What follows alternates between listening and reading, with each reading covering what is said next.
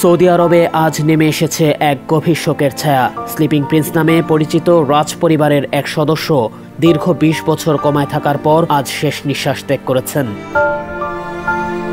মাত্র ১৫ বছর বয়সে ১৯৯০ সালে একটি ভয়াবহ গাড়ি দুর্ঘটনায় মারাত্মকভাবে আহত হন তিনি। দুর্ঘটনার পর থেকেই চলে যান গভীর কোমায়। এরপর শুরু হয় এক দীর্ঘ নিষ্ঠুর সময়ের অপেক্ষা, একটি পরিবারের অবিরাম আশা আর চিকিৎসকদের একটানা প্রচেষ্টা। চিকিৎসা বিজ্ঞানের সর্বাধুনিক পদ্ধতি প্রয়োগ করেও কোমা থেকে তার জেগে ওঠা সম্ভব হয়নি। চিকিৎসকরা জানিয়েছেন, রাজপুত্রের মস্তিষ্কের কার্যক্রম ছিল অত্যন্ত সীমিত। এতে করে তার সুস্থতার সম্ভাবনা প্রায় শূন্য হয়ে পড়ে। তারপরও ২০১৯ সালে ১৪ বছর কোমায় থাকার পর তার মাথা নাড়ানোর একটি ভিডিও ভাইরাল হয়। অনেকেরই আশা ছিল হয়তো আবার জেগে উঠবেন তিনি। রাজপুত্রের মৃত্যুর খবরে তার পরিবার যেমন গভীর শোকে নিমজ্জিত, তেমনি গোটা সৌদি আরবেও ছড়িয়ে পড়েছে শোকের ছায়া।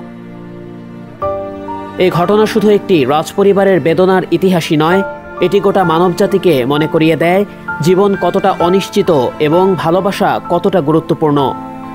আজ ঘুমন্ত রাজপুত্র ঘুম থেকে জেগে উঠলেন না, চিরনিদ্রায় শায়িত হলেন। শ্রদ্ধা আর ভালোবাসায় বিদায় প্রিয় রাজপুত্র।